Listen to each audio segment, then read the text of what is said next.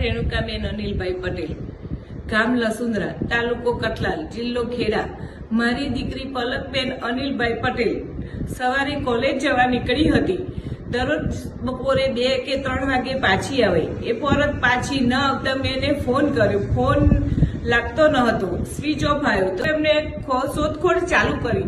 શોધખોળ ચાલુ કરતા અમને 9-10 વાગ્યા સુધી શોધખોળ ચાલુ જ રાખી। ન મળી તો અમે પોલીસ સ્ટેશન જઈ જાણ કરી કે મારી દીકરી ઘરે પરત ફરી નથી, મારી દીકરી શોધવામાં મને મદદ કરો। 2-4 દિવસે જાણવા મળી પોલીસમાં કે બેન તમારી દીકરીએ લગ્ન કરી લીધા છે, પણ મને ખબર નથી, મારી મરજી નથી।